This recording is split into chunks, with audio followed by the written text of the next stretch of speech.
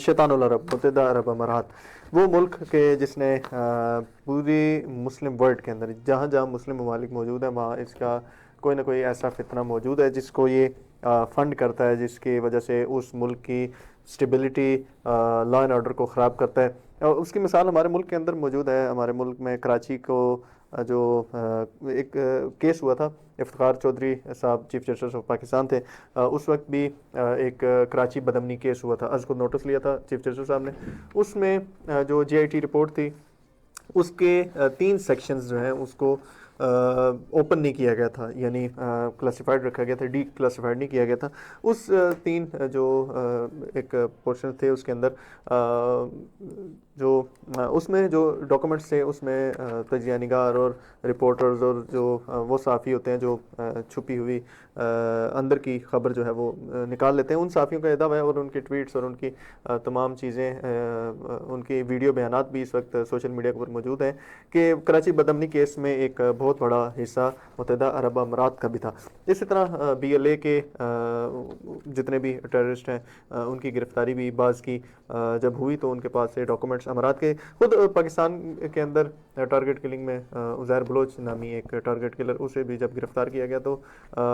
متحدہ عرب امارات سے گرفتار کیا گیا. نہ صرف پاکستان، یمن کے اندر، سوڈان کے اندر، صومالیہ کے اندر، خود سعودی عرب کے اندر اور سیریا کے اندر، لبنان کے اندر، خود فلسطین کے اندر جو ہے وہ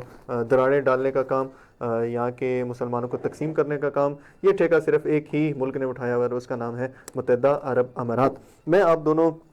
اپنے مہمانان گرامی سے یہ جاننا چاہوں گا، سب سے پہلے عباس آپ کی طرف آؤں گا کہ متحدہ عرب امارات کا یہ رویہ کیا آیا اسے ہم یہ برادر مسلم ممالک میں تو کہنے سے بھی ذرا وہ ڈرتا ہوں. جی، آپ اسکرین پہ آپ خبر دیکھ رہے ہیں کہ U A E ambassador celebrates Israel's independence day. یہ واقعاً ایک چونک دینے والی جو ہے وہ خبر تھی کہ اسرائیل میں امارات کا جو سفیر ہے محمد الخواجہ اس کا نام ہے، اسرائیل کی، اب اسرائیل کو ہم بہرحال ایک ملک نہیں مانتے، وہ اس کو ملک بھی مانتے ہیں، تسلیم بھی کر چکے ہیں،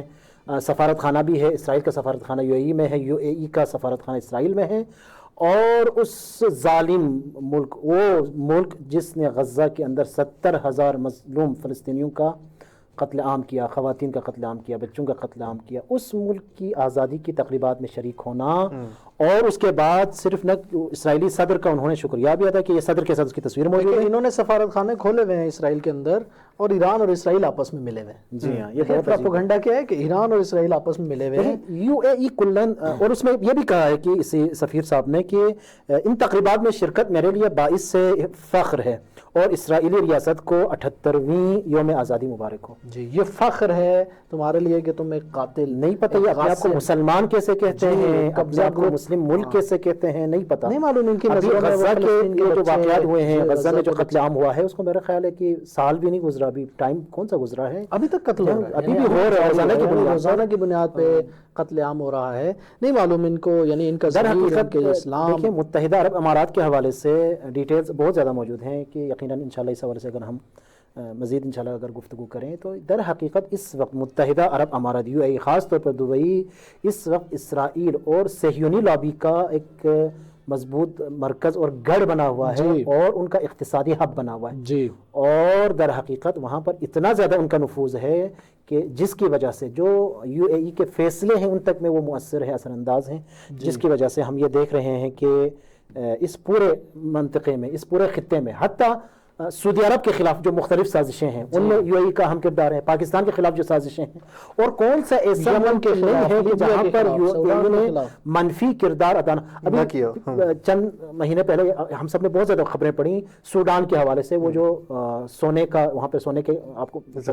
ذخائر ہیں، تو وہاں پر جو قتل عام ہوا، وہ جو دہشت گرد گروپ تھا ان کو اسلحہ کون دے رہا تھا؟ یہی یو اے ای. جی، اس سے پہلے اسی طرح سے یہاں تک کی رپورٹس تھی کہ یمن کو بھی آفر کیا، یمن کو کہا کہ ہم آپ کو پیسے دیتے ہیں، ہم آپ کو نقصان پہنچائیں، اور سعودی عرب میں جو نیا شہر بن رہا ہے اس کو آپ ہٹ کر لیں. یعنی ان کے لیے سب کچھ جو ہے وہ پیسہ ہے، دنیا اور پیسہ ہے، اس کے لیے ظاہری ظرف ترقی ہے. ہاں، اس کے لیے سعودی عرب پہ حملہ کر سکتے ہیں، اس کے لیے یہ کچھ بھی کر سکتے ہیں. لہٰذا یعنی میرے خیال میں اسلامی ملک کہنا، اس کو نام کا شاید اسلامی ملک ہو،